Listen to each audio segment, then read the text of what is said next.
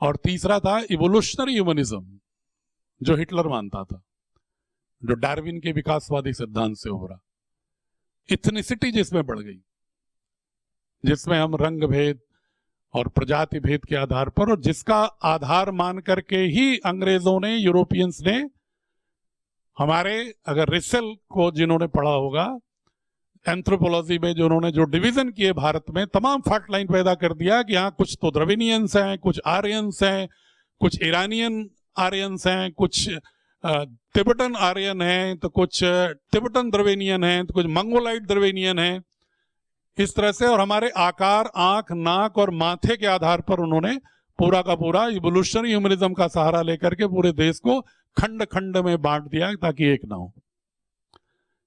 और ग्रियर्सन ने लैंग्वेज के आधार पर बांट दिया, जबकि उन्हीं के विद्वान कहते हैं कि संस्कृत ही भारत की सभी भाषाओं की जननी है, भारत की नहीं पूरे विश्व की भाषाओं की जननी। तो मैं उस पर बहुत चर्चा करूंगा, बहुत विस्तार हो जाएगा, लेकिन एक संकेत दे रहा था कि जिस तरह से हमारी जो एंशिएंट विजडम और नॉलेज सिस्टम है, बहुत सिंपल नहीं है वो, कि अगर हम एक लाइन में कोई भी किताब में कुछ भी डाल दे, कहीं कोई मंदिर की चर्चा कर दे, कहीं कोई पूजा की चर्चा कर दे, भारतीय ज्ञान परंपरा हो गई। नहीं,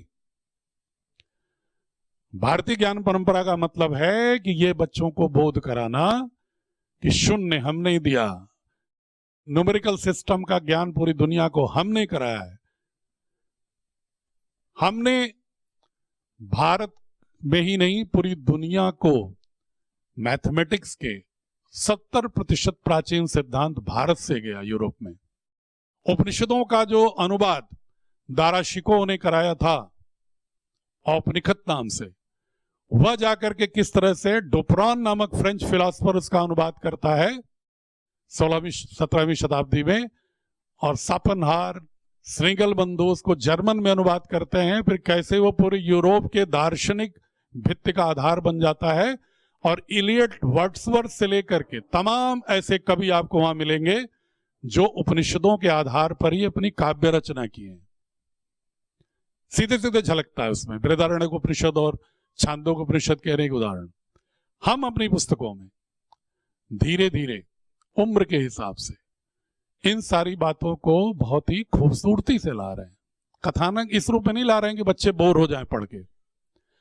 हम इलियट की अगर देंगे कविता 9वीं 10वीं में, तो उसका नीचे फिर लिखेंगे कि कैसे यह बृहदारण्यक उपनिषद के द से मेल खाता है पूरी तरह।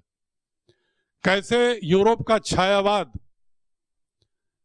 कैसे हमारे जो दार्शनिक आरण्यक के समय के उभरे हुए रहस्यवाद के गहरे में जाने का जो विश्लेषण की क्षमता थी, वो कैसे उसका प्रभाव आया है। उपनिषद का प्रभाव कैसे बाकी दर्शनों पर आया है यूरोप की। उनकी रचनाओं को उठाएंगे, उसमें दिखाएंगे संकेत में थोड़े थोड़े उम्र के हिसाब से, बोझ नहीं डालेंगे अचानक। और उसी तरह से जब फिजिक्स पढ़ाएंगे तो वैशेषिक दर्शन भी बताएंगे महर्षि कणाद का। सिर्फ एक लाइन नहीं लिख देंगे कि ये एटॉमिक थ्योरी पढ़ रहे हो जब डाल्टन की, तो लिख दें कि महर्षि कणाद ने भी अणु के आधार पर, परमाणु के आधार पर व्याख्या इसी प्रकार की थी। नहीं, वैशेषिक दर्शन के हमें उन सूत्रों को, 4-6 सूत्रों को, बहुत ज्यादा नहीं, बताना होगा कि कैसे गुरुत्वाकर्षण की बात आज से 2500 साल पहले वैशेषिक दर्शन में महर्षि कणाद किस तरह चर्चा करते हैं कि कैसे वह न्यूटन के तीनों नियम और गुरुत्वाकर्षण के नियम कैसे वैशेषिक के 2500 साल पुराने सूत्रों में यथावत भाव व्यक्त करने वाले हैं। कैसे एस्ट्रोनॉमी का जन्म भारत में हुआ। हम ये मान लेते हैं ज्ञान परंपरा का मतलब संस्कृत, और संस्कृत का मतलब सिर्फ पूजा पाठ। एक जो भ्रामक प्रचार हो गया है संस्कृत के बारे में, उससे हमें बाहर निकालना है कि संस्कृत मात्र एक भाषा थी और भारत की पूरी सोच बहुत ही विज्ञान सम्मत अन्वेषण की थी, सत्य अन्वेषण,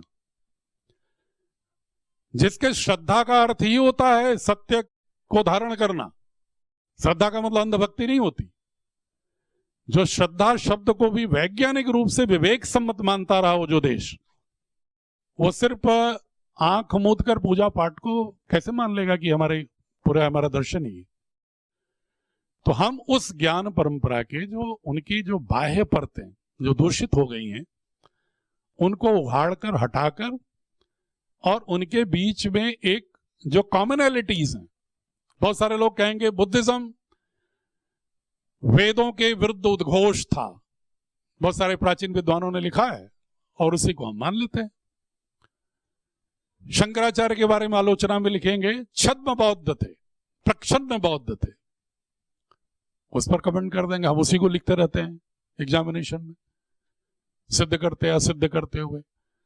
जबकि हम जो समझें और जो आज के बहुत सारे विद्वान भारत के ही नहीं पाश्चात्य देशों के भी जो भारत को समझ रहे हैं, वो मानने लगे हैं कि दार्शनिक विचार बदलते रहे हों, लेकिन भारत की जो नाभिक थी मूल संस्कृति की, वो कभी नहीं डिगी।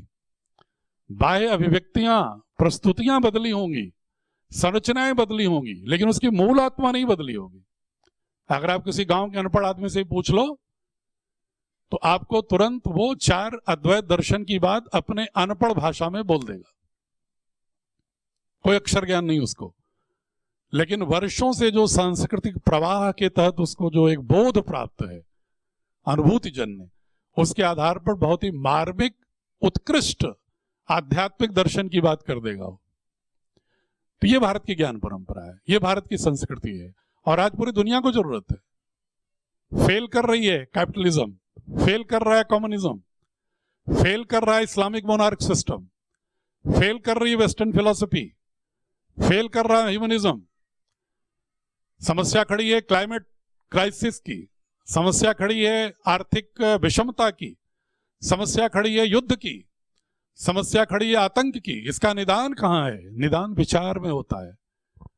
हमें टेक्नोलॉजी स्किल तो चाहिए, इसलिए हमारे भारतीय शिक्षा बोर्ड में दोनों को समन्वित रखा गया है, क्योंकि किसी भी मनुष्य के अंदर टेक्नोलॉजी और स्किल का सामर्थ्य पूरा उस युग के अनुरूप होना चाहिए, बल्कि भविष्य में आने वाली चुनौतियों को सामना करने के लिए भी उसके अंदर सामर्थ्य का बीज बपन कर देना चाहिए। लेकिन टेक्नोलॉजी स्किल कुछ भी हो, अगर वैल्यू सिस्टम खराब है, सबकॉन्शियस खराब है, अवचेतन खराब है, तो उसका उपयोग कहां करेंगे? मोबाइल के तो बहुत पॉजिटिव उपयोग है, लेकिन बहुत सारे लोग अश्लील चित्र ही देखते हुए पूरा रात रात बिता देते हैं। इंटरनेट का उपयोग करने के बहुत सारे पॉजिटिव हैं, 90% पॉजिटिव्स हैं, लेकिन हम उन पॉजिटिव की ओर न जाकर के भटक गए हैं। क्यों? टेक्नोलॉजी है, मूल्यबोध नहीं है। How to apply, how to use. जैसे न्यूक्लियर सिद्धांत जान गए हम लोग, जैसे फिजिक्स का उदाहरण दे रहा हूं, अगर हमारा मूल्यबोध पाश्चात्य होगा तो हम न्यूक्लियर बम बनाएंगे। अगर हमारा भारतीय मूल्यबोध होगा जो सबको एकत्व का बोध रखेगा, तो न्यूक्लियर रिएक्टर बनाएगा, कोशिश करेगा अफोर्डेबल एनर्जी कैसे पैदा हो। इससे कोयला खत्म हो रहा है, हाइड्रो इलेक्ट्रिसिटी की संभावनाएं खत्म हो रही हैं, कैसे जो है हम सोलर एनर्जी और न्यूक्लियर एनर्जी की ओर कैसे देश को आगे बढ़ाएं, पूरे विश्व को आगे बढ़ाएं ऊर्जा के क्षेत्र में, इस पर संकल्प करेगा। तो यह मूल्यबोध भारतीय ज्ञान परंपरा की ओर से सृजित हो और टेक्नोलॉजी और स्किल पूरी दुनिया से हम लें। और हमारे वेदों ने भी कहा है, आनो भद्रा क्रतो यंत विश्वता, let the noble thoughts come from all directions.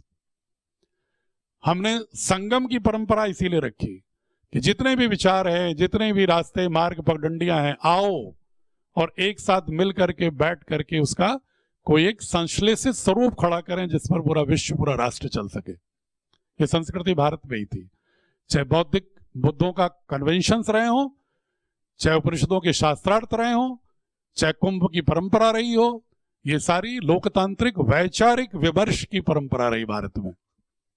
तो जितने भी हम बड़े मूल्यों की बात करते हैं, हमने सारे मूल्यों को एकत्रित किया भारत के सारे विभिन्न दर्शनों में, संविधान के मूल्यों को, उनकी फंडामेंटल राइट्स को, फंडामेंटल ड्यूटीज को, director principle of state policy को, यूनेस्को की पॉलिसी को, यूएनओ की पॉलिसी को और वेस्टर्न फिलॉसफी के वैल्यूज को एक साथ एकत्रित करके उनमें साम्यता स्थापित करके फिर कुछ मूल्य 45 हमने सेलेक्ट किए, फिर मनोवैज्ञानिकों से राय लेकर के कक्षावार उनका श्रेणीबद्धता की, क्रमबद्धता की, और उन मूल्यों को लाने के लिए भाषण के रूप में नहीं बल्कि कथानकों, पोयम के रूप में अप्रत्यक्ष रूप से परियोजनाओं, प्रश्नों, गतिविधियों के माध्यम से एक अप्रत्यक्ष रूप से उनके अवचेतन का हिस्सा बना देना, जो आज वैज्ञानिक भी कहते हैं कि 14 साल की उम्र तक जो अवचेतन बन गया वही पूरी जिंदगी भर आने वाली सूचनाओं का प्रोसेसिंग करता है, प्रसंस्करण करता है, पूरी जिंदगी को ड्राइव भी करता है।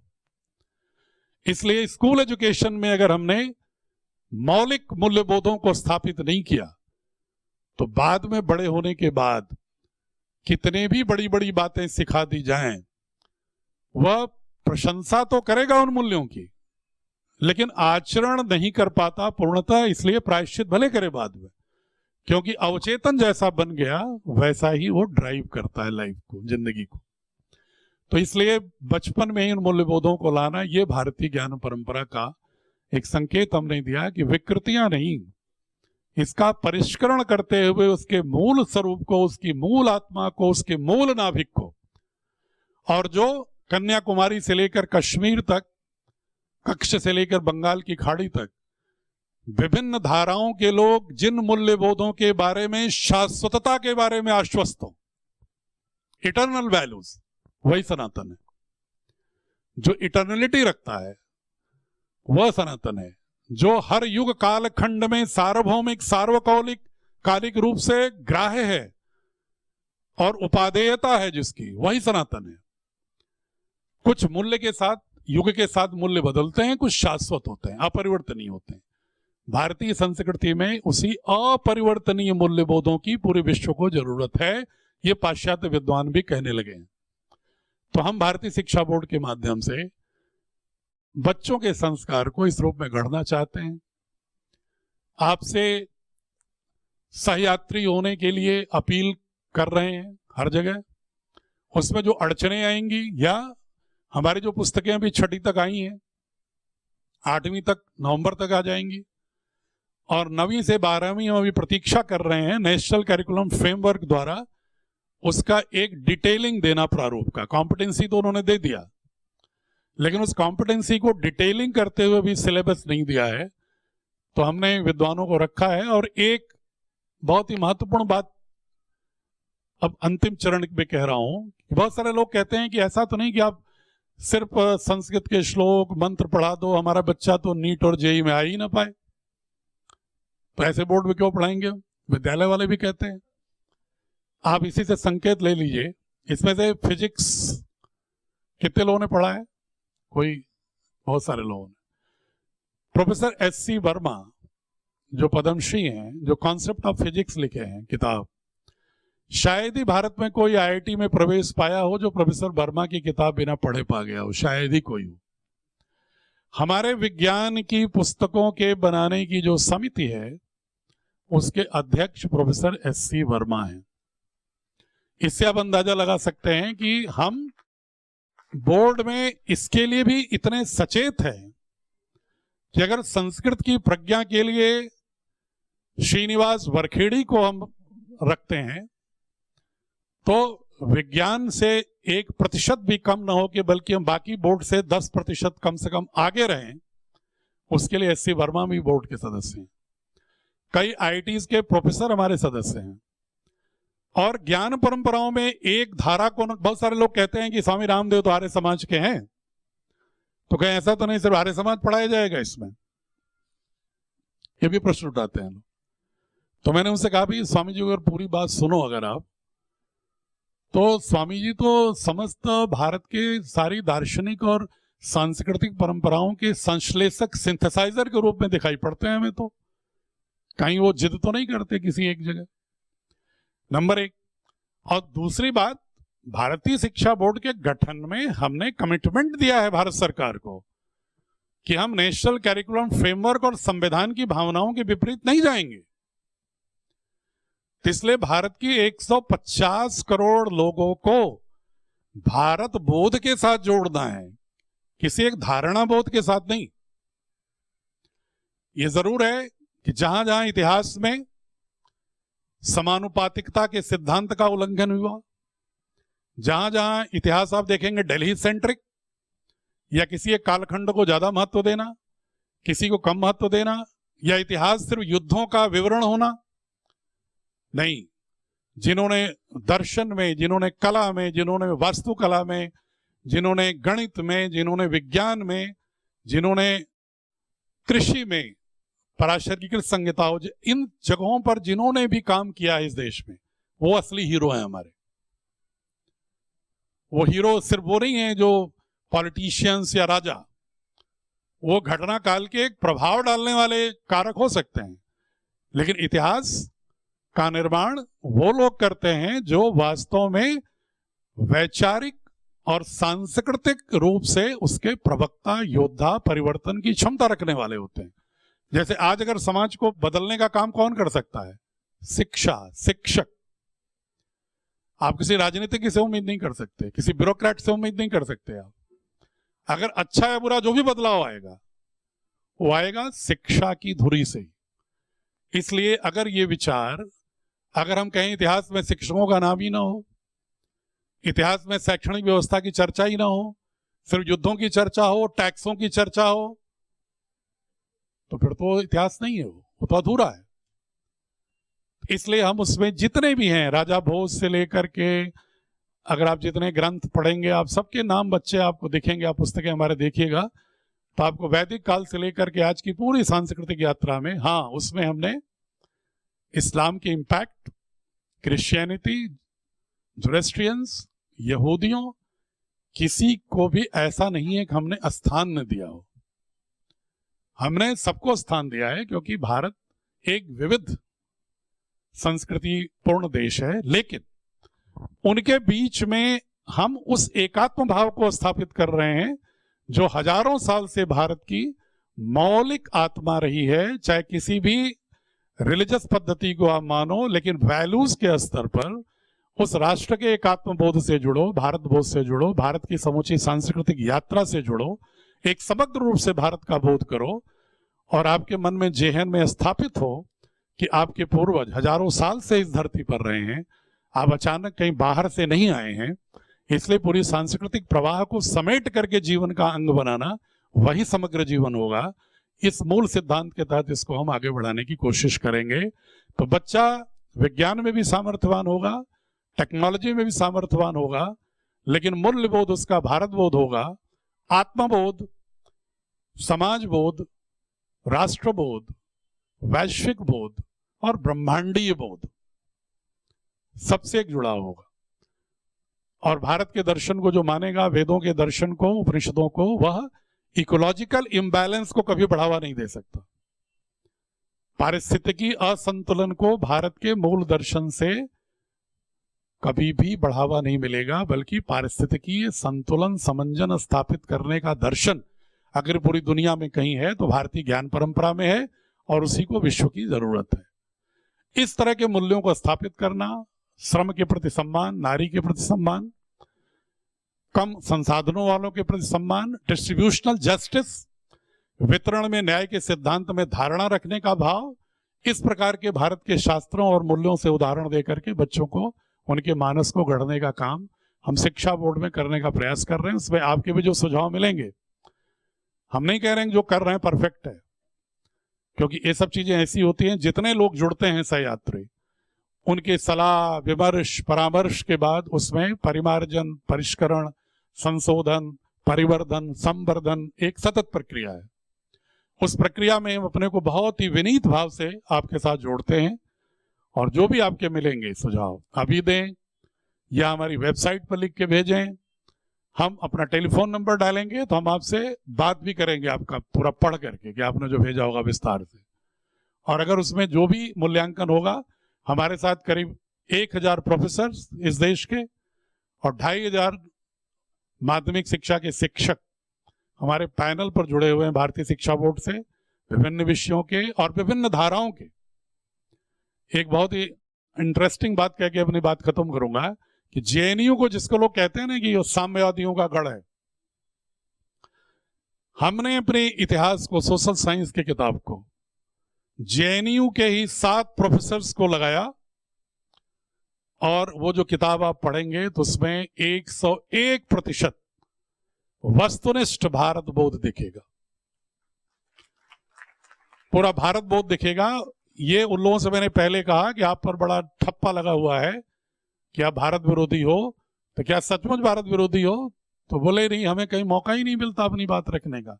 हमने कहा हम आपको अवसर दे रहे हैं, आपका प्रतिफलन दिखाई पड़ेगा पूरे भारत को। और जब आप उनकी पुस्तक पढ़ोगे तो आप बिल्कुल यकीन ही नहीं करोगे कि जेएनयू के प्रोफेसर हैं इसमें। तो ये हमने अलग अलग इसलिए प्रयोग किए कि हमें सबको जोड़ना है, हमको सेग्रीगेशन नहीं करना है, हमें नारेबाजी नहीं करनी है, स्लोगनरिंग नहीं करनी है, टकराव नहीं पैदा करना है, हमको सिंथेसिस लाना है और सबको हमें केंद्राभिमुख करना है। और केंद्र होगा भारत की ज्ञान परंपरा के मौलिक नाभिकीय तत्व।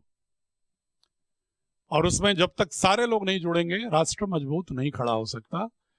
ये चंद बातें थी। इसके बाद आपसे बहुत ही आग्रह करूंगा कि हमारे नहीं, इस भारतीय मूल्यबोध से आधारित आधुनिक शिक्षा के be harbinger of this change, इस परिवर्तन के आप लोग भी अग्रदूत बनो। और ये औद्योगिक नगरी है ना, आर्थिक राजधानी, यहां से जो स्वर उभरता है ना, जैसे काशी को, मैं बनारस का रहने वाला हूं, थोड़ा एक पूर्वाग्रह भी कहिए चाहे जो कहिए, मैं अक्सर कहता हूं ये सांस्कृतिक राजधानी है विश्व की, काशी को कहता हूं। उसी तरह से मैं मुंबई को मानता हूं कि ये भारत की आर्थिक राजधानी है और सभी लोग मानते हैं। यहां ऐसे राजधानियों से जब स्वर उभरता है, चाहे राजनीतिक राजधानी दिल्ली से हो, चाहे आर्थिक राजधानी मुंबई से हो, चाहे सांस्कृतिक राजधानी काशी, कोची, उज्जैन, प्रयाग से हो, उज्जैन से हो, ये जब स्वर उभरते हैं ना तो दूर तलक जाती है। वो जो गाना है ना कि दूर तलक जाएगी बात। तो इसलिए आपसे आग्रह करने आया हूं, और जो आपके सुझाव होंगे सराखों पर। आपने इतने धैर्य से मुझे सुना। मैं कोई बहुत स्ट्रक्चर्ड लेक्चर बना के नहीं आता बोलने के लिए। उस समय जो भाव आता है उसके अनुसार बोलता जाता हूं, और शायद बोलता रहूं तो 4-6 घंटे बोलता रहूं। अगर एक एक विषय को उठाने लगूं, मैं मैथमेटिक्स को, फिजिक्स को, बॉटनी को, कि किसमें कहाँ कितनी भारतीयता, आधुनिकता है, जो आधुनिक कह रहे हैं प्राचीन हमारे ऋषियों ने या भारतीय विद्वानों ने क्या कहा है, वो सारे अध्ययन भी करने का ईश्वर ने और पूज्य स्वामी जी ने मुझे अवसर दिया कि सेवानिवृत्ति के बाद एक निष्काम सेवा करने का, और जिसके माध्यम से भारत को ठीक से जानने का। पहले तो मैं भी छिटपुट जानता था, लेकिन जब ठीक से जानने लगा तो मुझे लगा कि भारत के प्रति आसक्ति होने लगी, प्रेम की बजाय ऑब्सेशन होने लगा कि भारत में तो वो ज्ञान परंपरा है जो पूरी दुनिया को दिशा दे सकती है। आपको बहुत बहुत प्रणाम, बहुत बहुत नमस्कार।